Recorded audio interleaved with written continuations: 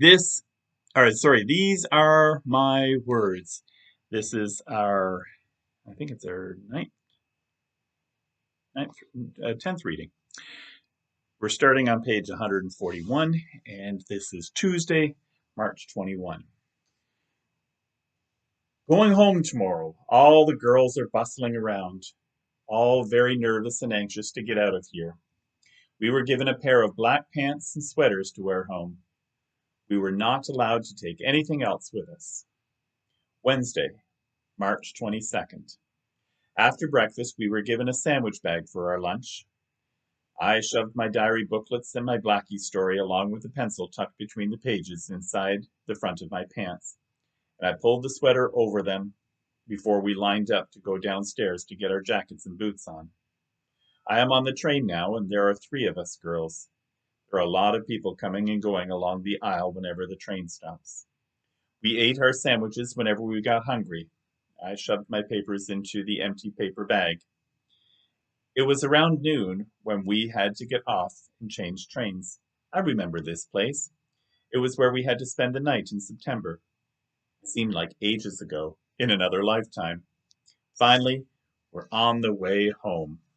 One of the girls got off the train just around supper hour. I remembered her first time I saw her at the park when she arrived with bright red fingernails. That was the last time I saw the nail polish on her hands. She was the one who stopped talking altogether. I used to call her Paris in my mind. About an hour later, we were getting very hungry. It was quite dark now, and there are soldiers on the train, making a lot of noise, and they're getting drunk. They're singing one song after another. I wish they would just be quiet.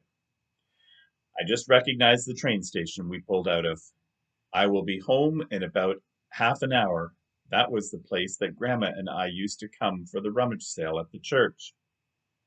A young soldier is leaning over my seat again. I feel like punching him in the face. I just look out at the moonlit trees, hills, lakes, and rocks and cliffs.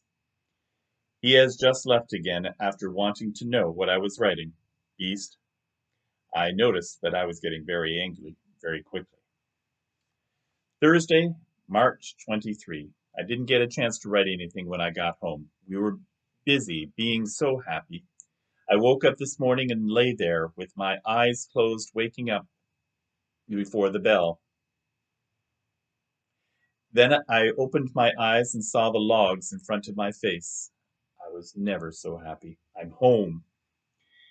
Grandma is outside somewhere, and I just had to write down what a happy meeting it was when I got off the train and found Grandma standing there. We moved away from the group that was getting on the train. We just stood there holding on to each other. I thought I could actually hear her heart beating. We were hanging on to each other so tight and close. Then the train pulled away, and soon there were just the two of us there. She seemed smaller. She told me that I was bigger and taller. When the red tail lights of the train disappeared around the bend, we stepped onto the tracks. Grandma guided us along the railway tracks with her flashlight. It was absolutely quiet, only our footsteps on the snow and our breath and our breathing. And we kept looking at each other and smiling. Soon we were off the tracks and on to the little trail to her cabin. The moon was bright, and I could see the cabin and its shadows loom in front of us as we came out of the bushes. It was so good to be home.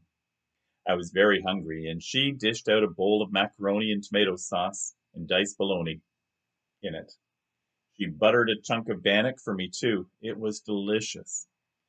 She sat at the table beside the lamp and told me all the news that had happened since I left. Then she told me that she had sent me $5 5 times. I never got it. Only the one time that really made me angry, because she must have had to go without something else in order to spare the money for me. I noticed the Valentine card that I sent her tacked into a small nail in the window frame. She said it was very pretty. I asked about the letter, and she said that there was no letter with it, just the card.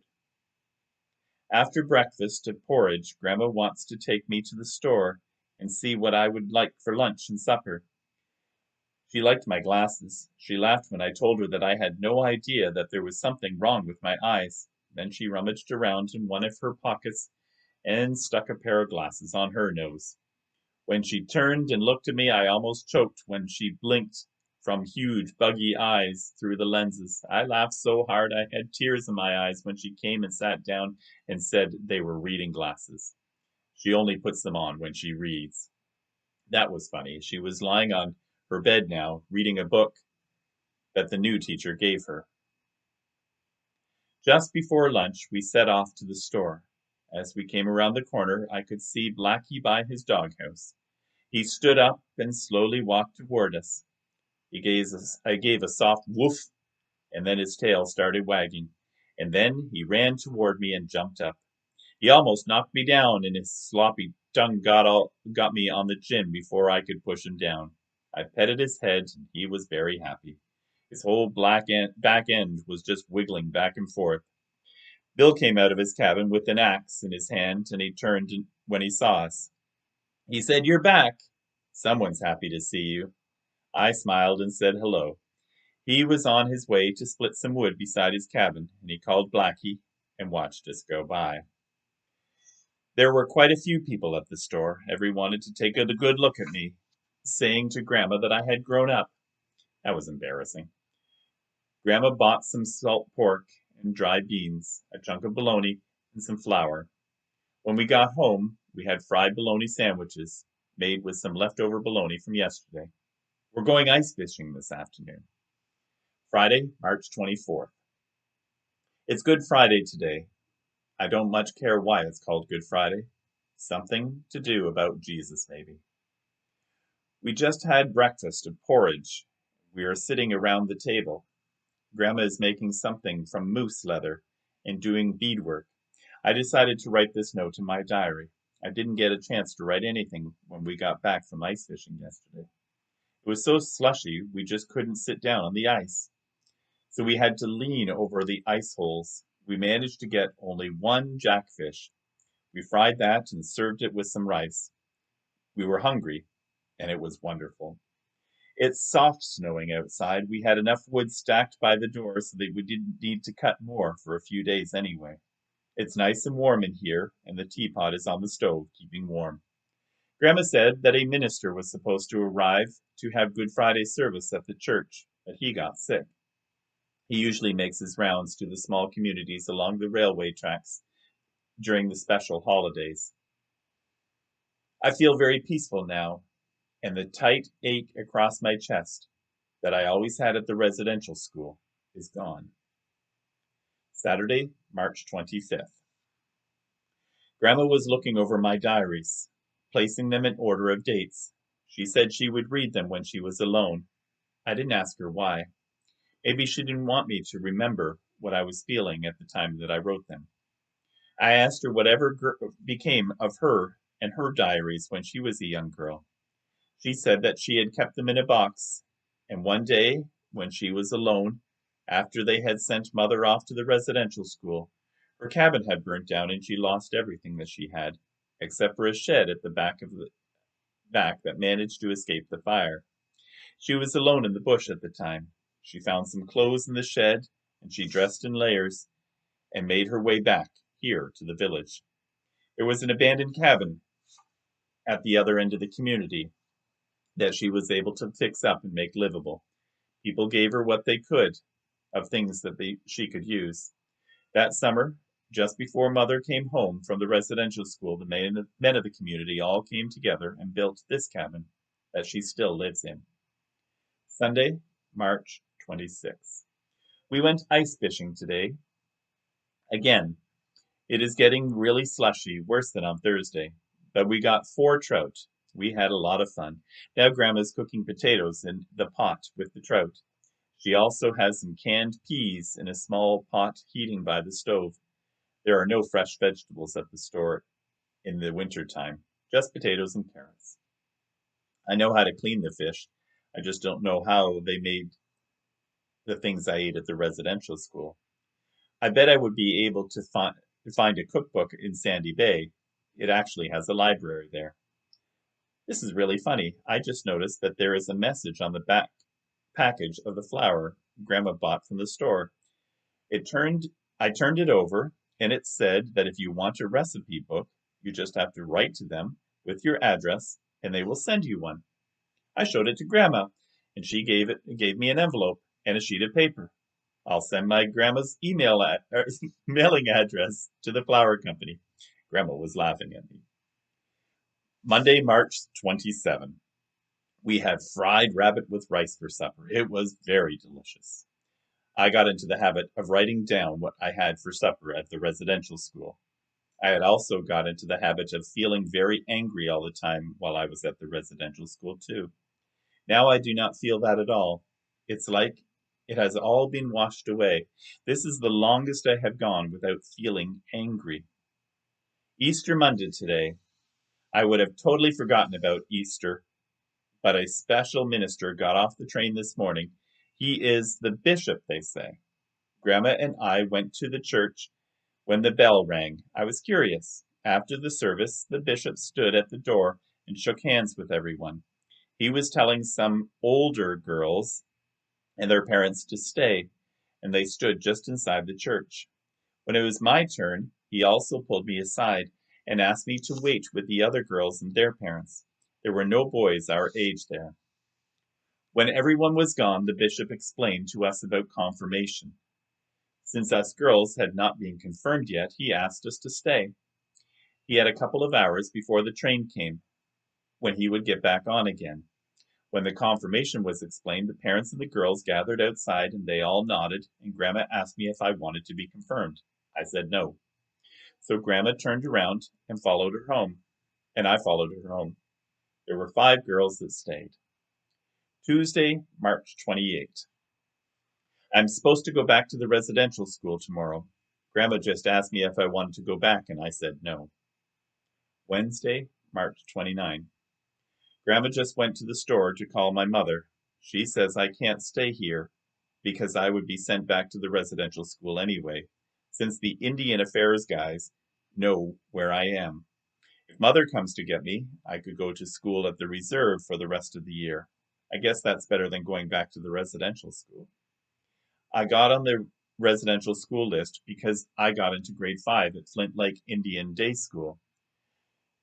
I could just join the rest of the grade 5 students on the reserve for now, even though we will be sent somewhere for the higher grades anyway, after we finish grade 5. Friday, March 31st. We had boiled partridge with dumplings for supper, and it was very good. Mother is going to come and get me sometime next week. I guess I could hide out in the bush somewhere if someone shows up to take me back to the residential school. They'd have nowhere to stay until the next train comes anyway. Grandma and I would just have to go somewhere for the day. Emma's not here because she already came home at Christmas, and she won't be home again until it is June. Monday, April 3rd. Mother just arrived on the train this afternoon. I ran to the train tracks when I heard the train come in. Grandma was busy making lunch. When the train came by, I waited to see Mother come along the tracks after the rest of the people moved off, and then I saw her. I ran to meet her, and she dropped her suitcase when I gave her a big hug. It was so good to see her. We're getting on the train tomorrow to head off to the reserve.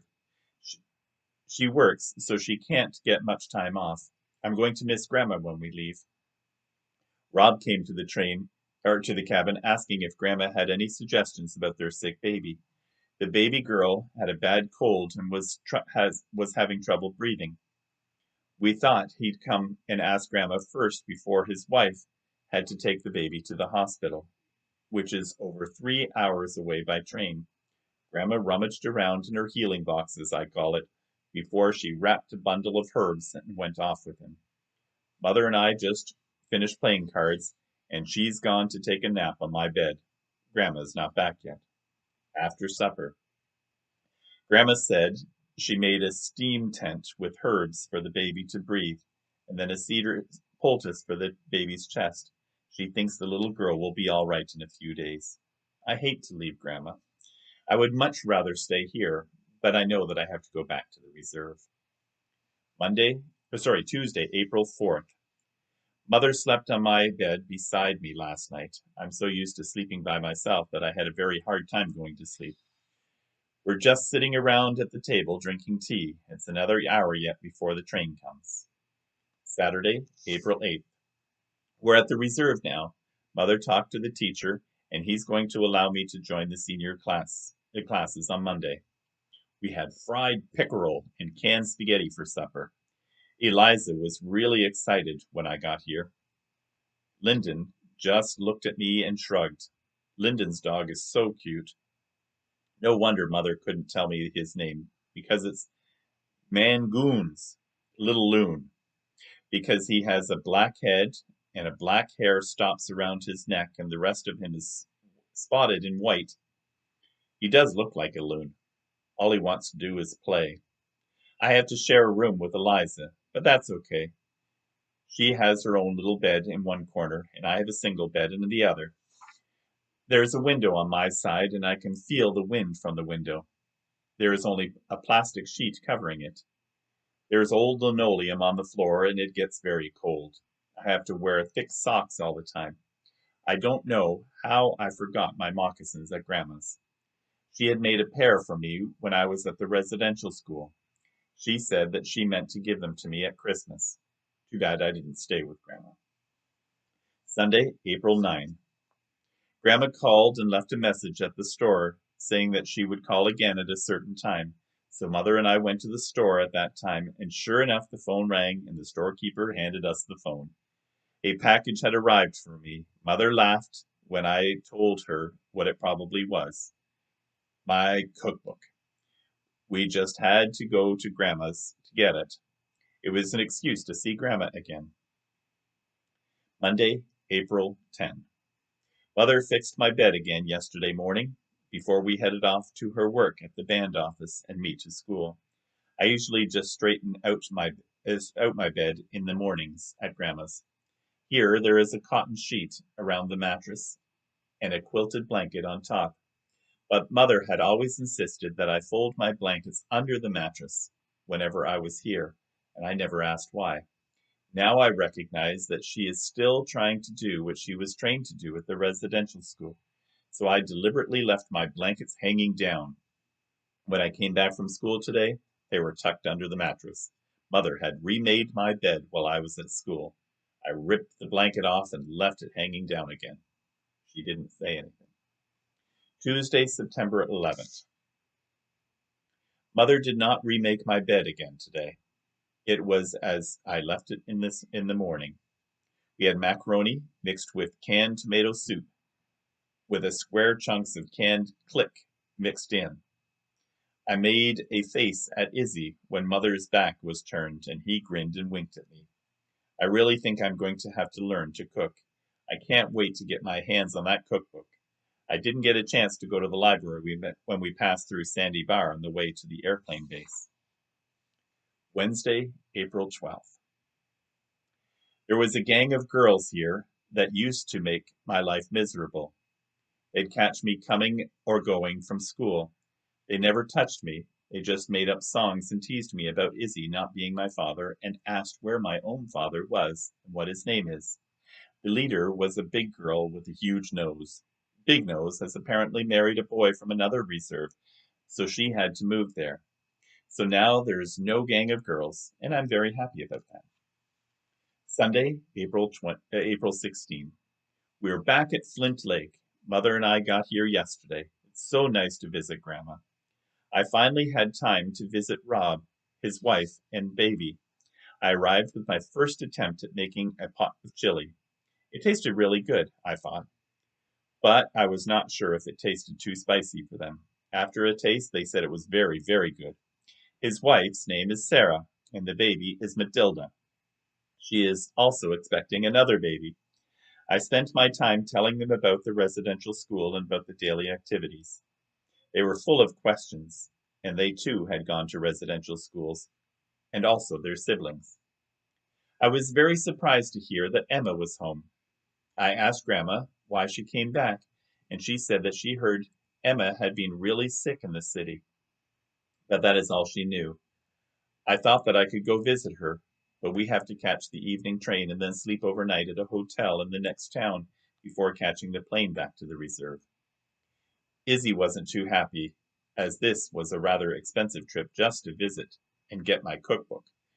I wanted to see Grandma really bad too, and this time remembered to pack my moccasins. Mother and Grandma laughed when I was thumbing through all the recipes that I was going to cook. Sunday, April 23rd. After church today, people came up to say hello and some welcomed me back home. It doesn't feel like home though. I'd rather be at home at Flint Lake with Grandma. I asked Izzy on the way home why everyone was so friendly to me all of a sudden. He winked and said that now that I was a young woman, every parent was looking me over as a potential daughter-in-law. My mouth fell open, and I think I had better leave as soon as I can.